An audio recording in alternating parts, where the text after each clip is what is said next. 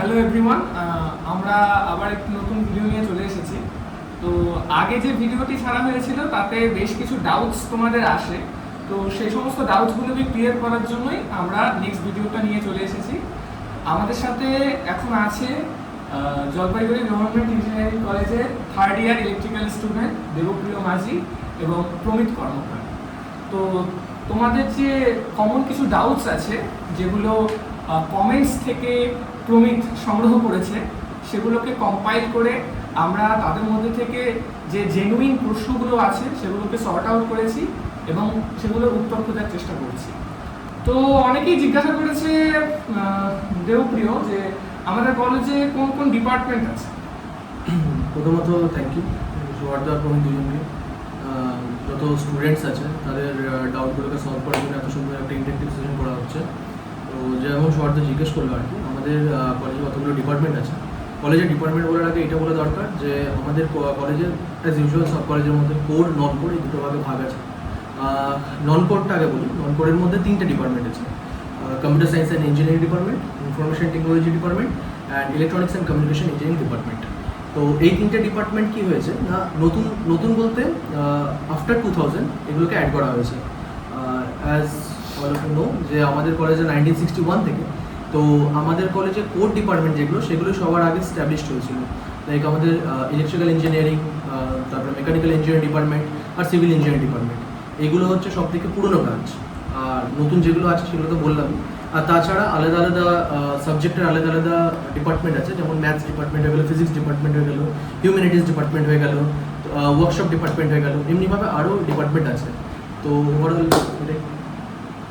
আচ্ছা, পরের প্রশ্নটা যেটা রাখতে চাই সেটা হচ্ছে কোন ডিপার্টমেন্টগুলো ওয়েল রিগার্ডেড, মানে what I mean to say is that কোন ডিপার্টমেন্টগুলি খুব ভালো। তো আমি যেহেতু ইলেকট্রিক্যাল ইঞ্জিনিয়ারিং ডিপার্টমেন্টের ছাত্র, বাকি ডিপার্টমেন্ট সম্বন্ধে আমরা তো জ্ঞান নেই, আমি বলতে পারবো না।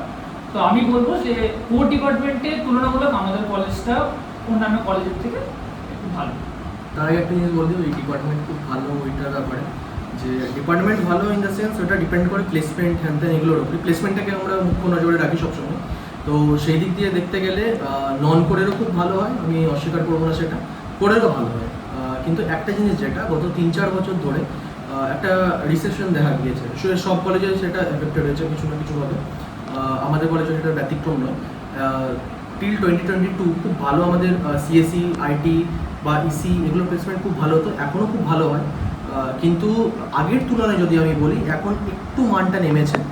যদিও এবারে আমি যদি বলি তাহলে এবারে সিএসি আর আইটিতে এখনও পর্যন্ত, মানে আমি 27 ব্যাচের যদি কথা বলি, তাহলে অনেক বেশি কোম্পানিজ এসছে, এমএনসিও একদিকে। তো সেই দিক দিয়ে বলতে গেলে এই বছরে খুব ভালো প্লেসমেন্ট হতে শুরু করে সিএসি আইটির ক্ষেত্রে। অন্যদিকে আমি যদি কোরের ক্ষেত্রে বলি, কোরের ক্ষেত্রে ইলেকট্রিক্যালে আমরা সবাই জানি যে অলমোস্ট প্রত্যেক বছরই 100% প্লেসমেন্ট হয়। মেকানিক্যাল আর সিভিলেও খুব ভালো ভালো কোম্পানিজ আছে, যেহেতু আমাদের অ্যালুমিনাই নেটওয়ার্কটা এত ফাস্ট। তো প্লেসমেন্টের দিকে বলতে গেলে অবভিয়াসলি সব ডিপার্টমেন্টেই ভালো। যদি আমি অন ক্যাম্পাস প্লেসমেন্ট বলি তাহলে কোরেরগুলো ভালো। তাহলে আমি অন্যান্য ডিপার্টমেন্টে তো বলতে পারবো না, তবে আমাদের ডিপার্টমেন্টের আমি যদি বলি তাহলে আমি সেক্ষেত্রে বলবো যে হ্যাঁ, আমাদের রেগুলার ক্লাস হয়, রীতিমতো যতটা হওয়ার তার থেকে বেশিই হয়।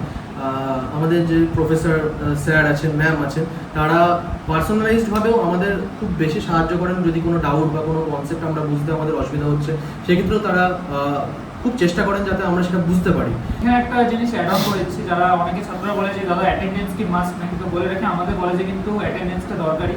তো এমন না যে ফাঁকি মেরে দেবো একদিন আসবো না, এমন হলে কিন্তু চলবে না। তো ক্লাসটা কিন্তু রেগুলার অ্যাটেন্ড করতে হবে, যেটা ও বললো। আমাদের কলেজ যেহেতু অটোনোমাস কলেজ, তো আমাদের কলেজ যা যা পড়ানো হয় সেগুলোর থেকে মোটামুটি আমাদের স্যাররা প্রচুর হেল্প করে, সেখান থেকে কোশ্চেন টোশ্চেন চলে আসে। তো তোমরা যদি ভালো মতো ক্লাসটাকে অ্যাটেন্ড করো তাহলে তোমাদের পড়াটা এমনিই হয়ে যাবে। তো অ্যাটেন্ডেন্সটা কিন্তু মাস্ট, এটা আমি এটা বলে রাখছি। তো অনেকের প্রশ্ন থাকে যে যে কোর ডিপার্টমেন্টগুলো আছে, যেমন civil engineering department, mechanical engineering department কিংবা ইলেকট্রিক্যাল ইঞ্জিনিয়ারিং ডিপার্টমেন্ট, সেই সমস্ত ডিপার্টমেন্টে পড়েও তারপরেও কি কোডিংটাকে পারসিউ করা যায়? এই কথা তোমরা কি বলবে? অ্যাকচুয়ালি যদি সত্যি করে বলতে হয় তাহলে শুধু আমাদের কলেজ নয়, যে কোনো কলেজে কোর অফ করার পর, কোরের ক্লাসেস করার পর, তারপরে যা সাবজেক্টস আছে সেগুলো নলেজ গেইন করার পর কোডিং করাটা একটু হেক্টিক তো হয়। কিন্তু যদি কেউ প্যাশনেটলি ফলো করে, কোডিং করতে চায়, তার জন্য আমাদের কলেজে যথেষ্ট রকমের সুযোগ সুবিধা আছে, লাইক অ্যাজ ইউ নো যে আমাদের কোডিং ক্লাবস আলাদা আছে, তাছাড়া সাইবার সিকিউরিটি ক্লাবও আছে, যেটা আমি অনেক কলেজে কম দেখেছি। তো এইগুলো যদি সবাই রেগুলারভাবে ফলো করে, যদি এখানে ক্লাসেস করে, যেগুলো দাদারাই করায়, আমাদের 4th ইয়ারের দাদারা করায়, তো সেক্ষেত্রে তারা অবভিয়াসলি বেনিফিট পাবে। আমি তো কোডিং করি না, বা আমার পাশে আমার দুই বন্ধু কোডিংয়ে তেমন রেগুলার আমরা সেভাবে করি না, আমরা কোড ডিপার্টমেন্টের মধ্যে তো ওরা যেমন কোড ডিপার্টমেন্টে থেকেও খুব ভালো রেজাল্ট করে, করে যদি নিজের কেরিয়ার বানাতে চাও সেক্ষেত্রে আমাদের কলেজ বেস্ট প্ল্যাটফর্ম। আদারওয়াইজ যদি কারো প্যাশন থাকে যে কোডিং করা, সাইবার সিকিউরিটিতে যাওয়ার, তাহলে সেক্ষেত্রেও আমাদের কলেজ থেকে হেল্প পাওয়া যায়। তো এটাই আমার মনে হচ্ছে। আচ্ছা, আমাদের কলেজে অনেকগুলো ক্লাব আছে, তো এই ক্লাবগুলো সম্পর্কে তোমাদের দুজনের কাছ থেকে একটু জানতে চাই। তাদের মধ্যে কোন কোন ক্লাবগুলো সেলফ ডেভেলপমেন্টের জন্য, বর্তমান যুগের মানানসই যে স্কিল সেটগুলো আছে, সেই স্কিল সেটে নিজেকে আপস্কিল করার জন্য বেটার বলে তোমাদের মনে হয়? দুটো বলতে গেলে যে কোনো কলেজে দুটো টাইপের ক্লাস হয়, একটা হচ্ছে কালচারাল, একটা হচ্ছে নন কালচারাল। তো সেটা যদি আমি নাচের ক্ষেত্রে বলি, ওয়েভস আছে, গানের ক্ষেত্রে ক্যালিফোর্নিয়া আছে, অ্যাক্টিংয়ের ক্ষেত্রে অযান্ত্রিক আছে। এছাড়া যদি কেউ কবিতা লিখতে, কবিতা পাঠ করতে, বলতে ভালোবাসে, তার জন্য পাণ্ডুলিপি আলাদা ক্লাব আছে। আর এছাড়া যদি আমি বলি যে নন কালচারাল, যেমন as a mention previously, coding club থেকে শুরু করে, সাইবার সিকিউরিটি থেকে শুরু করে, সিএফআই মানে হচ্ছে centre for innovation, that's a very good club, ঠিক আছে? সেখানে তোমরা যারা রোবোটিক্সে ইন্টারেস্টেড, তোমরা যারা বিভিন্ন ধরনের গ্যাজেটস তৈরিতে ইন্টারেস্টেড, তারা কিন্তু তাদের প্যাশনকে ফলো করার জন্য সিএফআই জয়েন করতে পারে। CFI is a very good initiative. আমাদের কলেজের প্রফেসররাই একসময় এটা শুরু করেছিলেন, and that's a very good club. আমাদের আইট্রিপলি বলে একটা ক্লাব আছে, আইট্রিপলি অ্যাফিলিয়েটেড একটা উইং আছে, আর যেটা আসছে সেলফ ডেভেলপমেন্টের জন্য কিন্তু এই ক্লাবগুলি ভালো। আচ্ছা, আরেকটা কথা বলে রাখি, আমাদের কলেজে আরেকটা ইম্পর্টেন্ট ক্লাব আছে, সেটার নাম হচ্ছে জ্যোতি। সেটা অনেকগুলো কলেজে থাকে না, আমি বলেছি সেই জ্যোতি হচ্ছে একটা বেসিক্যালি ইনিশিয়েটিভ, এটা কোনো ক্লাব নয়। এটা কি হয় যে যারা একটু আন্ডার প্রিভিলেজড, যারা স্টুডেন্টস আছে, যারা কিনা পড়াশোনার ক্ষেত্রে খুবই ভালো, কিন্তু তারা সেরকম এক্সপোজারটা পায় না, তারা সেই সুযোগটা পায় না, তাদেরকে আমাদের কলেজে ছাত্র যারা আছেন তারা বিনা পয়সায় পড়িয়ে দেয়, কলেজ ক্যাম্পাসের মধ্যেই পড়ানো হয়। তোমরা যারা নতুন কলেজে ভর্তি হবে তো অবশ্যই ক্লাবটা কিন্তু এক্সপ্লোর করো। আর বাকি দেবপ্রিয় সৌহার্দ্য বলবো, জ্যোতির ট্যাগলাইনটাই হচ্ছে এ রে অফ হোপ। আন্ডার প্রিভিলেজ স্টুডেন্টদের জন্য জ্যোতিটা চলে। যারা পড়তে পারে না, সবার তো আর আর্থিক স্বাচ্ছন্দ্য সেরকম থাকে না, তো তাদেরকে একটা ভালো সাংস্কৃতিক পরিমণ্ডল দেওয়া, একটা ভালো একাডেমিক এনভায়রনমেন্টে দেওয়া, সেই সমস্ত ক্ষেত্রে কিন্তু জ্যোতি একটি অনস্বীকার্য ভূমিকা পালন করে, এবং সেটা বছরের পর বছর করে চলেছে। এবং আমরা বাইরে থেকেও অনেক এনথুসিয়াজম পেয়েছি, অনেক প্রশংসা পেয়েছি, অ্যালামনিরা আমাদেরকে সাপোর্ট করেছেন এই জ্যোতির ব্যাপারে। হোস্টেল কেমন? হোস্টেলের খাওয়া দাওয়া কেমন? আর হোস্টেলের পরিবেশ? তো আমাদের 5টা হোস্টেল আছে, যার মধ্যে একটা হচ্ছে এলিট বা লেডিস হোস্টেল। তো সমস্ত মেয়েদের জন্য একটা সেপারেট হোস্টেল আছে। আর তাছাড়া 4টে হোস্টেল আছে 4টে ইয়ারের জন্য, first year, second year, third year, fourth year. তো ফার্স্ট ইয়ার হোস্টেলে যেমন রুমে কতজন থাকে না থাকে অনেকের ডাউট থাকে, তো আমি সেটা একটু পরিষ্কার করে দিই। ফার্স্ট ইয়ারের এতদিন পর্যন্ত যে নিয়মটা ছিল, ফার্স্ট ইয়ারে 3জন থাকবে, সেকেন্ড ইয়ারেও একটা রুমে 3জন থাকবে, থার্ড ইয়ার যখন যাবে সেই রুমে 2জন, আর ফোর্থ ইয়ারে 1জন করে। তো এমনিভাবে হয়। আর হোস্টেলের খাবার আমি যদি বলি, তাহলে হোস্টেলের খাবারের অবভিয়াসলি আমি তো এটা বলতে পারি না যে আমাদের একদম খুব ভালো খাবার হয় বা একদম আলাদাভাবে খাবার হয়, যেমন অন্যান্য হোস্টেল হয় তেমনি এই হোস্টেলও হয়, ঠিক আছে। 3 দিন আমি যদি মেনু বলি, তাহলে 3 দিন চিকেন, ঠিক আছে, রোববার, বুধবার আর শুক্রবার। তো এই 3 দিন চিকেন, তাছাড়া 3 দিন মাছ থাকে, আর যেদিন মাছ হয় রাতে ডিম হয়। এছাড়া সবজি বাকি দিনগুলোতে। আর আমাদের 6 মাসে একবার করে জিআইডি, যেটা গ্র্যান্ড আইডিয়াল ডিনার হয়, যেখানে ভালো মতো খাওয়া দাওয়া হয় আর কি। অনেকে ইউটিউবে অনেক ভিডিও আছে সেই বিষয়ে। আর আইডি হয়, আইডিয়াল ডিনার, সেগুলোতেও আলাদাভাবে একটা ভালো খাবার হয়। দেবপ্রিয় একটা কথা জিজ্ঞাসা করছে, এখন কমেন্ট করেছিল যে ল্যাটারালিটি স্টুডেন্টরা কি হোস্টেল পাওয়ার চান্সেস থাকে? ব্যাপার হচ্ছে আগের বছর পর্যন্ত, মানে আগের বছর বলতে 2025 ব্যাচ পর্যন্ত ল্যাটারাল স্টুডেন্টদের এন্ট্রি হতো। তার কারণ হচ্ছে তখন স্টুডেন্টের সংখ্যা কম ছিল, আর স্টুডেন্টের সংখ্যা কম থাকায় হোস্টেলও সেখানে অ্যাকোমোডেশন অনেকটাই হয়ে যেত। তো পরে যারা ল্যাটারালের দাদারা আছেন, তো তারা অবভিয়াসলি হোস্টেল পেয়েছিল। কিন্তু আমাদের ব্যাচ থেকে বা আমি যদি 2027-এরও বলি, তো সেখানে ল্যাটারাল এন্ট্রি করা খুব মুশকিল। তার কারণ হচ্ছে যে আমাদের অ্যাকোমোডেশন মানে ম্যাক্সিমাম অ্যাকোমোডেশন যেটা সেটা 210 জন করতে পারে, তো অলরেডি 200 জন হয়ে গেছে, আর ল্যাটারালদের আর মতলব ঢোকানোর আর কোনো চান্স নেই। জলপাইগুড়িতে থাকার খরচ কেমন, আর এসবিএমসিএম স্কলারশিপের সুবিধা আছে? জলপাইগুড়িতে থাকার খরচ বলতে ও যেটা বলল, হোস্টেলে থাকলে তো তোমাদের খরচ অনেকটাই কিন্তু কমে যায়।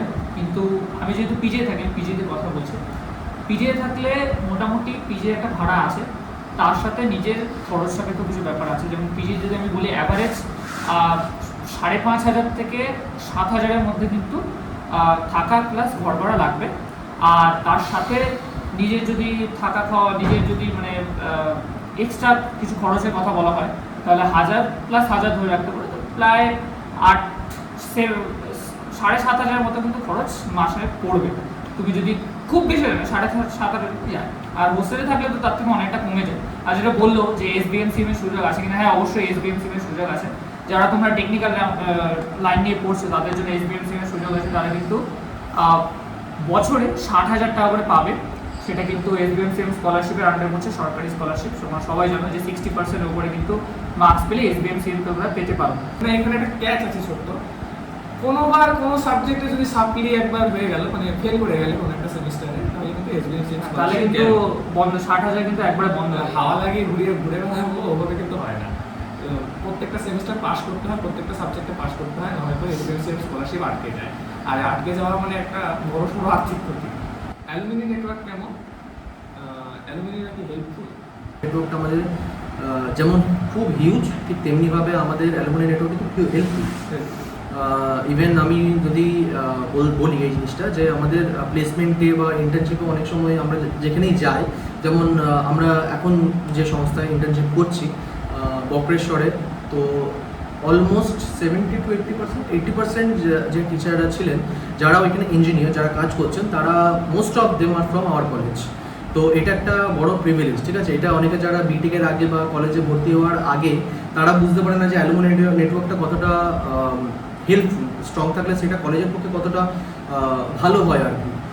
এছাড়া অ্যালুমিনাই যারা দাদারা আছেন, তারা আমাদের নানা ধরনের স্কলারশিপ দেন, ডিপেন্ড আপন দেয়ার ফাইন্যান্সিয়াল স্ট্যাটাস, বা তাদের নানা ধরনের কোনো প্রয়োজনীয়তা হলে বা অন্য কিছু হলে সবসময় অ্যালুমিনাইরাই আমাদের পাশে দাঁড়ান। অ্যালুমিনাই নেটওয়ার্কটা আমাদের শুধুমাত্র একাডেমিক্যালি নয়, নন একাডেমিক্যালিও আমাদের অনেকভাবে অনেক হেল্পফুল আর কি। আর এটাই আমাদের কলেজের সব থেকে স্ট্রং পয়েন্ট অন্যান্য কলেজের থেকে। এরপরে প্রশ্ন থাকবে তুমি, ইন্টার্নশিপ কি, প্রথম কথা ইন্টার্নশিপ কি, ভোকেশনাল ট্রেনিং কি, আর আমাদের কলেজ থেকে তার কীরকম কী সুযোগ সুবিধা পাওয়া? বয়লার কোথায়, কোথায় বিএফপি আছে, পাম্প কোথায়, কিভাবে জিনিসটা কাজ করছে, কিভাবে কারেন্টটা জেনারেট করছে, ট্রান্সমিশন হচ্ছে, সব ব্যাপারগুলো কিন্তু আমাদের দেখার জন্য এটা ভোকেশনাল ট্রেনিং কিন্তু দরকার। এবং ভোকেশনাল ট্রেনিংটা এই কারণেই দরকার, কারণ যখন তোমরা পরে গিয়ে প্লেসমেন্টে বসবে, তখন কিন্তু এই ভোকেশনাল ট্রেনিংটা কিন্তু প্রচণ্ড হেল্প করবে, কারণ সেটা কিন্তু আমাদের প্র্যাকটিক্যাল নলেজ গ্যাদার করতে কিন্তু প্রচণ্ড হেল্পফুল। আর যেটাও বললো, আমাদের কলেজের স্যার ম্যাডামরা কিন্তু প্রচণ্ড হেল্পফুল, যে কোথায় কি ইন্টার্নশিপ চলছে, কোথায় কি ভ্যাকেন্সিজ আছে সেটা খুঁজতে আমাদের সাহায্য করে। যারা এছাড়াও আমি বলবো, যারা আমাদের বন্ধুরা যারা আছে, যারা TPO training and placement officer আছেন সেলের মধ্যে, যারা এসপিওসি আছেন, তারা কিন্তু বিভিন্ন জায়গায় যেসব ইন্টার্নশিপ হচ্ছে খুঁজতে সাহায্য করে। ব্রাঞ্চ চেঞ্জ করা যায় কি না, আর হোয়াট আর দ্য গেটওয়েজ, মানে কীভাবে আমাদের কলেজে ভর্তি হওয়ার সুযোগ আছে, হোয়াট আর দ্য অ্যাডমিশন গেটওয়েজ।